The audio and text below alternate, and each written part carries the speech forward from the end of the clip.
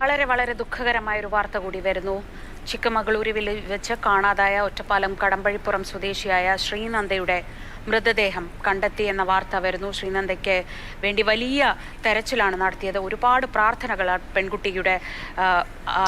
പെൺകുട്ടിക്ക് വേണ്ടി ഉണ്ടായിരുന്നു. പക്ഷേ അതെല്ലാം വ്യർത്ഥമായിരിക്കുന്നു. ഇപ്പോൾ ശ്രീനന്ദയുടെ മൃതദേഹം കണ്ടെത്തിയെന്ന വാർത്തയാണ് വരുന്നത്. കെ.വി. ശ്രീധരൻ വിവരങ്ങളുമായി. ശ്രീധരൻ, ആ കുടുംബത്തോടൊപ്പം എല്ലാവരും പ്രാർത്ഥിച്ചിരുന്നു. ഒന്നും പറ്റാതെ അവൾ തിരിച്ചു വരട്ടെ എന്ന് ആഗ്രഹിച്ചിരുന്നു. പക്ഷേ ഇപ്പോൾ വളരെ വളരെ നിരാശാജനകമായൊരു വാർത്ത വരുന്നു. എന്താണ് വിശദാംശങ്ങൾ? നമസ്കാരം. വളരെ വിഷമത്തോടു കൂടിയാണ് നിങ്ങൾ ഈ വീഡിയോ കാണുന്നതെന്നറിയാം. വളരെ വിഷമത്തോടു കൂടിയാണ് ഞാൻ ഈ വീഡിയോ ചെയ്യുന്നത്. സീരിയസ്ലി, നിങ്ങളിൽ പലരും, ഈ വീഡിയോ കാണുന്നതിൽ പലരും രക്ഷിതാക്കളായിരിക്കാം. എൻ്റെ വീഡിയോ കാണുന്നവർ അത്യാവശ്യം പ്രായം ചെന്നിട്ടുള്ള ആൾക്കാരാണ്. ഞാനൊരു 15 വയസ്സുള്ള ഒരു മോൻ്റെ അച്ഛനാണ്. അപ്പോൾ ഈ ഒരു കണ്ടീഷനിലും കൂടിയാണ് ഞാൻ ഈ ഒരു ടോപ്പിക്കിനെ സമീപിക്കുന്നത്. ഈ ഒരു എത്ര പേര് ന്യൂസ് അറിഞ്ഞു എന്നുള്ള അറിയില്ല. ചൊവ്വാഴ്ച മുതൽ പാലക്കാട് കടമ്പഴിപ്പുറം എന്നുള്ള അവിടുന്ന് 40 അംഗ സംഘം, അത് അച്ഛൻ, അമ്മ, കസിൻസ്, ചെറിയച്ഛൻ, വല്യച്ഛൻ എല്ലാവരും ഉൾപ്പെട്ടിട്ടുള്ള സംഘത്തിൻ്റെ കൂടെ പോയിട്ടുള്ള ശ്രീനന്ദ എന്ന് പറഞ്ഞിട്ടുള്ള കുട്ടി ചിക്കമംഗളൂരു മാണിക്യധാര വാട്ടർഫോൾസ് കാണാൻ പോയതാണ്. അവിടുന്ന് ഈ കുട്ടി മിസ്സിങ് ആയി ചൊവ്വാഴ്ച. അപ്പോൾ 4 ദിവസമായിട്ട് കുട്ടിക്ക് വേണ്ടി തിരച്ചിലായിരുന്നു. ഞാൻ ഈ വീഡിയോ പ്രിപ്പയർ ചെയ്യുന്ന സമയത്ത് ഈ വീഡിയോനെ കുറിച്ച് കാര്യങ്ങളൊക്കെ രാവിലെ തൊട്ട് നോക്കുമ്പോഴൊക്കെ ഈ കുട്ടി മിസ്സിങ് ആണ്. അപ്പോൾ ഞാൻ ഈ വീഡിയോ കംപ്ലീറ്റ് പ്രിപ്പയർ ചെയ്തിട്ടുള്ള കാര്യങ്ങൾ കംപ്ലീറ്റ് സംസാരിച്ചിട്ടുള്ളത് നമ്മൾ ഈ ഒരു പ്രതീക്ഷയാണ്. നമുക്കൊരു എങ്ങനെ ഒരു കുട്ടിയെ കിട്ടുന്നുള്ള പ്രതീക്ഷയിലാണ് ഞാൻ ഈ ഒരു വിഷയം കേട്ടിട്ടുള്ളത്. നമ്മുടെ വീടുകളിലേക്ക് എത്തുന്നവരെ നമുക്കെല്ലാം ന്യൂസാണല്ലോ. എനിക്ക് ന്യൂസാണ്, നിങ്ങൾക്ക് ന്യൂസാണ്. പക്ഷേ അവരുടെ വീട്ടുകാർക്കൊന്നും അതല്ല. എങ്ങനെയാണ് അച്ഛനമ്മയും സഹിക്കാമെന്ന് എനിക്കറിയില്ല.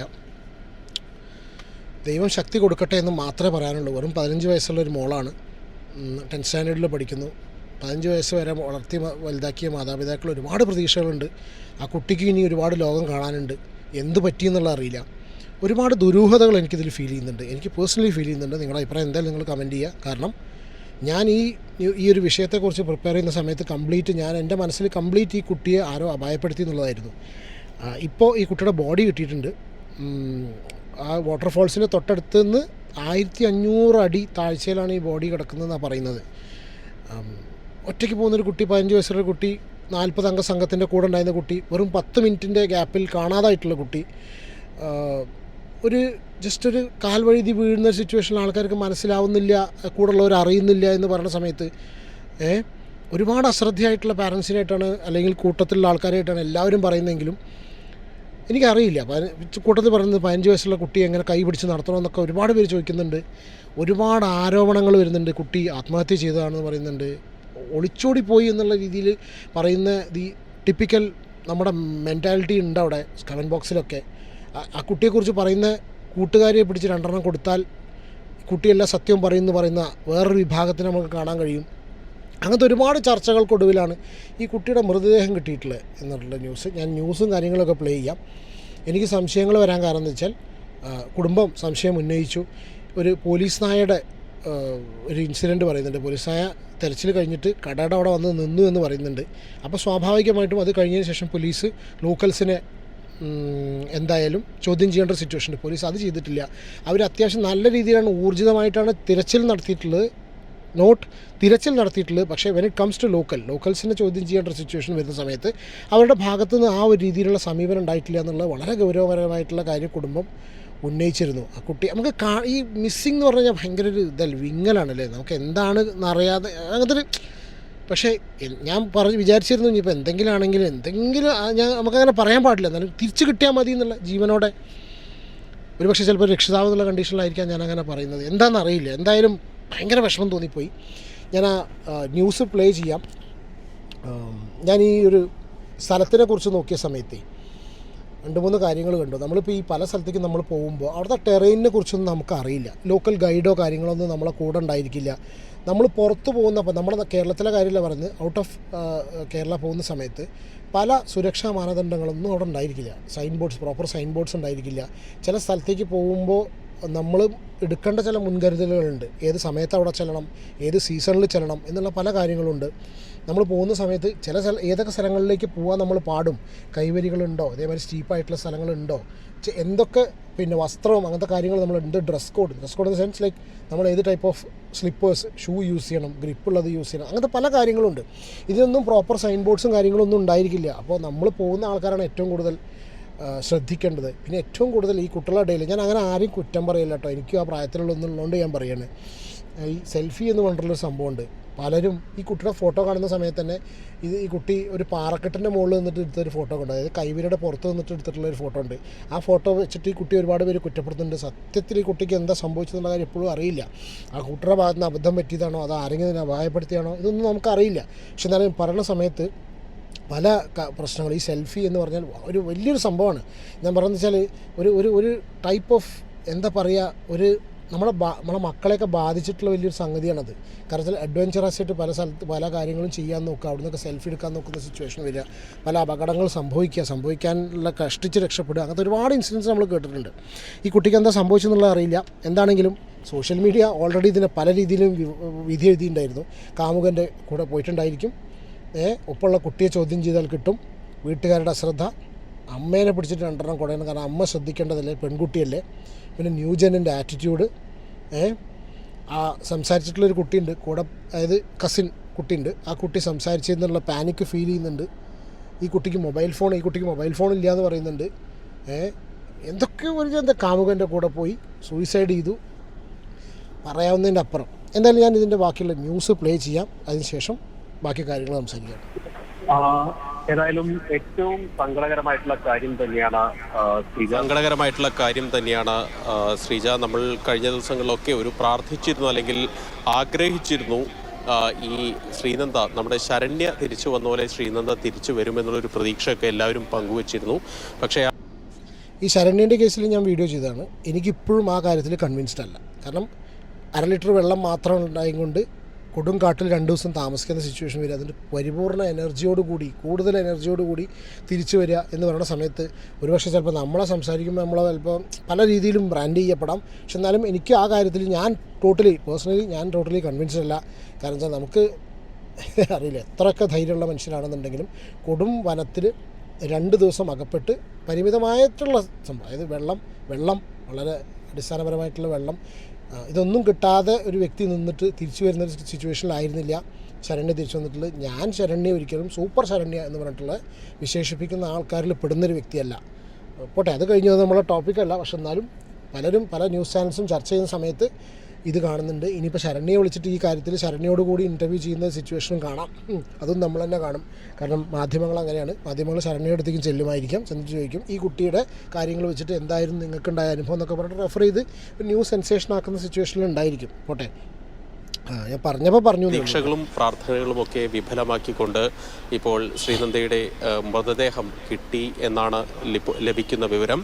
1500ഓളം അടി താഴ്ചയിൽ നിന്ന് മാണിക്യധാര വെള്ളച്ചാട്ടത്തിന് തൊട്ടടുത്ത് നിന്നാണ് മൃതദേഹം കണ്ടെത്തിയതെന്നാണ് നിലവിൽ ലഭിക്കുന്ന വിവരം. ജില്ലാ കളക്ടറും അതുപോലെ തന്നെ ജില്ലാ പോലീസ് മേധാവി ഉൾപ്പെടെയുള്ള ഉന്നത ഉദ്യോഗസ്ഥരൊക്കെ ഈ സംഭവ സ്ഥലത്ത് എത്തിയിട്ടുണ്ട്. ഏതായാലും ഇന്ന് രാവിലെ മുതൽ നടത്തിയ തിരച്ചിലിനൊടുവിലാണ് ഈ മൃതദേഹം കണ്ടെത്തിയത്. ഈ മുകളിൽ നിന്ന്, അതായത് കഴിഞ്ഞ ദിവസം ഈ മാണിക്യധാര വെള്ളച്ചാട്ടത്തിൻ്റെ അടുത്ത് പരിശോധനകൾ നടത്തിയിരുന്നു. അത് ഓൾറെഡി അവിടെയൊക്കെ പരിശോധിച്ച്, ഇതാണ് എൻ്റെ സംശയം കേട്ടോ. എന്തുകൊണ്ട് വെച്ചാൽ ഓൾറെഡി ഇവിടെ പരിശോധന നടന്നു. രണ്ടാമത് ഇതേ സ്ഥലത്ത് തെർമൽ ഡ്രോൺ അടക്കം ഉപയോഗിച്ചിട്ട് പരിശോധന നടത്തിയിട്ടുണ്ട്. ഇത്രയും അതിന് ശേഷം ഇന്ന് 100 അംഗ സംഘത്തിൻ്റെ തെരച്ചിലാണ് കണ്ടെത്തിയിട്ടുള്ളത്. അപ്പോൾ ഓൾറെഡി ഇത്രയും തെരച്ചിൽ നടന്നൊരു സ്ഥലത്ത് എന്തുകൊണ്ട് ഇവർ കണ്ടിട്ടില്ല? കാരണം നമ്മുടെ നാടല്ല. അതുകൊണ്ടാണ് എനിക്ക് ഇത് ഏറ്റവും കൂടുതൽ, കാരണം ഇനിയിപ്പോൾ പോസ്റ്റ്മോർട്ടം റിപ്പോർട്ടൊക്കെ പുറത്തു വന്നാൽ മാത്രമേ എന്താണ് കാരണം എന്നുള്ളത് വ്യക്തമാവുള്ളൂ. പക്ഷേ സീരിയസ് ആയിട്ട് ഇതിൽ ഊർജിതമായിട്ടുള്ള അന്വേഷണം എന്തായാലും വേണം. നിങ്ങളുടെ അഭിപ്രായം എന്തായാലും കമൻറ്റ് ചെയ്യും. കാരണം വെച്ചാൽ നമ്മൾ മലയാളികളാണ്, നമ്മളുടെ ഇടയിൽ നിന്നുള്ള ഒരാളാണ് പോയിട്ടുള്ളത്. നമ്മുടെയൊക്കെ മകളുടെ, നിങ്ങളുടെ മോനെ അല്ലെങ്കിൽ മോൻ്റെ പോലത്തെ, നമ്മുടെയൊക്കെ കുട്ടികളെ പോലത്തെ ഒരു കുട്ടിയാണ്, ഈ ലോകം നാളെ കാണേണ്ട ഒരു കുട്ടിയാണ് ഇവിടുന്ന് അതിന് ജീവൻ നഷ്ടപ്പെട്ടിട്ടുള്ളത്. അപ്പോൾ അറ്റ്ലീസ്റ്റ് ഈ ഒരു മീഡിയത്തിലൂടെയെങ്കിലും ഞാൻ മറ്റുള്ളൊരു കോണ്ടൻറ്റ് പോലെ കാണുകയല്ല അതിനെ, ഒരിക്കലും അങ്ങനെ കാണാൻ കഴിയുന്നൊരു വിഷയമല്ല. അപ്പോൾ ദയവ് ചെയ്ത് നിങ്ങളുടെ അഭിപ്രായങ്ങൾ എന്തായാലും നിങ്ങൾ കമൻറ്റ് ചെയ്യാം. നിങ്ങളുടെ അഭിപ്രായം നിങ്ങൾ പറയൂ. എന്തെങ്കിലും നിങ്ങൾക്ക് ഒരു പക്ഷേ ചിലപ്പോൾ നിങ്ങളുടെ ഭാഗത്തു നിന്ന് തോന്നുന്ന ചെറിയൊരു ഐഡിയ ആയിരിക്കാം പറയാൻ പറ്റില്ല. ചെറിയൊരു സ്പാർക്ക് ഐഡിയ. കാരണം നമ്മളൊക്കെ ഒരുപാട് എന്നെക്കാളും നമ്മൾ പോലീസിനേക്കാളും ഒരുപാട് ബ്രെയിനുള്ള, ഒരുപാട് ചിന്തിക്കാൻ ശേഷിയുള്ള ആൾക്കാരുണ്ട്. നമ്മളെ വീഡിയോസൊക്കെ കാണുന്നവരുണ്ട്, സോഷ്യൽ മീഡിയ ഉപയോഗിക്കുന്നവരുണ്ട്. അപ്പോൾ നിങ്ങളുടെ ഭാഗത്തുനിന്ന് എന്തെങ്കിലും നിങ്ങൾക്കൊരു ചെറിയ ഐഡിയ സ്പാർക്ക് ഉണ്ടെങ്കിൽ നിങ്ങൾ എഴുതൂ. ആരാണ് കാണുക എന്നുള്ളത് പറയാൻ പറ്റില്ല, മനസ്സിലായോ? നമുക്കറിയില്ല. എന്തെങ്കിലും ഒരു ലിങ്ക് കിട്ടിയിട്ട് നാളെ ഇത് ഒരാൾക്കും സംഭവിക്കരുത്. ആ ഒരു ഇതിലാണ് കേട്ടോ ഞാൻ പറയുന്നത്. ഒന്നും കണ്ടെത്താനായില്ല. പക്ഷേ ഇന്ന് വീണ്ടും ആ പ്രദേശത്ത് കൂടുതൽ തിരച്ചിൽ നടത്തിയപ്പോഴാണ് ഈ മൃതദേഹം കണ്ടെത്തിയത്. ഏതാണ്ട് ഈ ബാബ ബുഡാൻഗിരിയിൽ നിന്ന് 1500 അടി താഴേച്ചയിലേക്ക് കുട്ടി വീണു എന്നാണ് മനസ്സിലാക്കുന്നത്.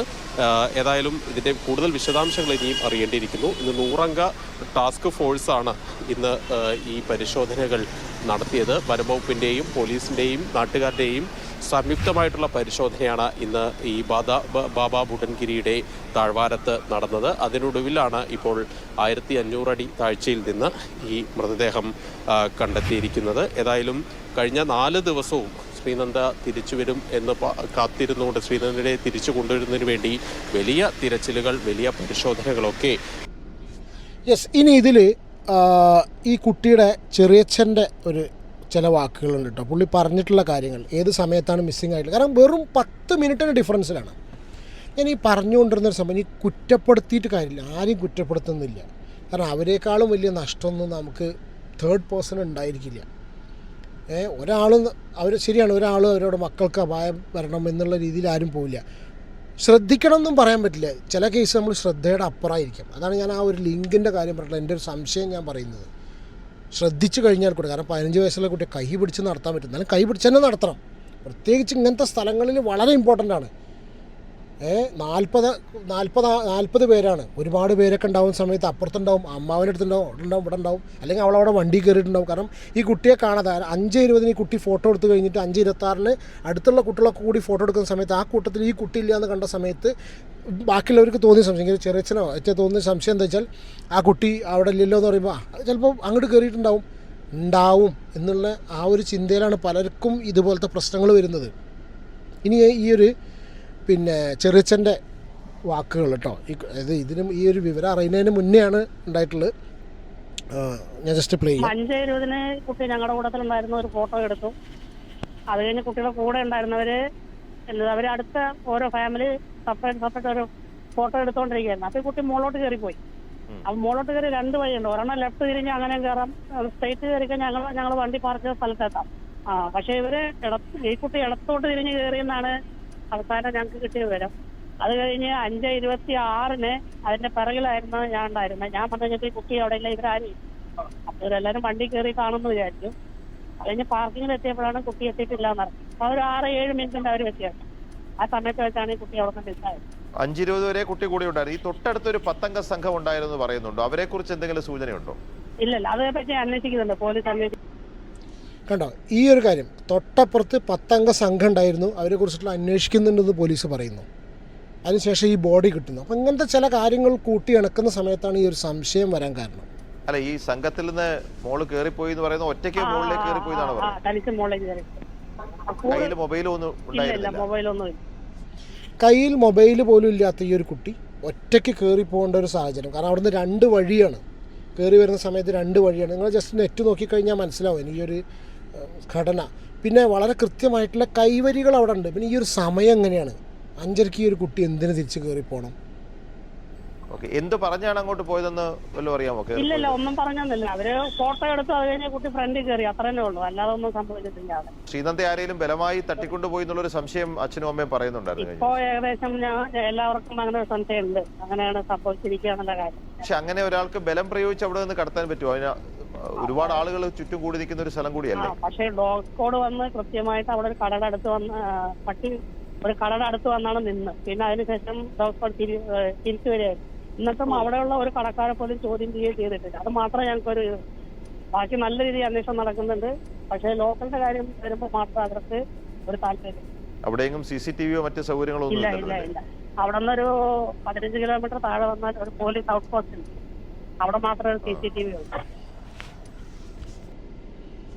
കണ്ടോ, ഇതാണ് ആ ഒരു മിസ്സിംഗ് ലിങ്ക്. ഒരു എന്താ പറയുക, വളരെ ക്രൂഷ്യലായിട്ടുള്ളൊരു സംഭവം. കാരണം അവിടെ അടുത്തൊരു ചോദ്യം ചെയ്യലോ കാര്യങ്ങളോ ഒന്നും ഉണ്ടായിട്ടില്ല. ഞാൻ ഈ ഒരു വീഡിയോ ചെയ്യുന്ന സമയത്താണ്. ജസ്റ്റ് ഒന്നും കൂടി നോക്കട്ടെ ലേറ്റസ്റ്റായിട്ട് എന്തെങ്കിലും അപ്ഡേറ്റ്സ് ഉണ്ടോ എന്നുള്ളത്. വസ്ത്രങ്ങളെല്ലാം വസ്ത്രങ്ങൾ കീറി മുഖം വികൃതം ദുരൂഹത. യെസ്, ഇപ്പോൾ ഏറ്റവും ലേറ്റസ്റ്റ് ആയിട്ടുള്ള 1 മിനിറ്റ് മുന്നേ വന്നിട്ടുള്ള ഒരു വീഡിയോ ഇത് പ്രകാരം വസ്ത്രങ്ങളെല്ലാം കീറിയ ഒരവസ്ഥയിലാണെന്നുള്ളത്. എന്താ പറയുക, ഒന്നും പറയാനില്ല. നമ്മളുടെ കുട്ടികളുടെ സുരക്ഷ നമ്മളുടെ കയ്യിൽ തന്നെ, അല്ലാതെ നമ്മൾ നോക്കിയല്ലാണ്ട് കാര്യമില്ല. ഇപ്പം നോക്കിയിട്ടും കാര്യമുണ്ടോ എന്നുള്ളത് അറിയില്ല. എന്തായാലും അടുത്തൊരു വീഡിയോയിൽ കാണാം. ബാക്കിയുള്ള ഡീറ്റെയിൽസ് ഞാൻ എന്തായാലും നോക്കിയതിന് ശേഷം അപ്ഡേറ്റ്സ് പറയാം. Take care and God bless. By.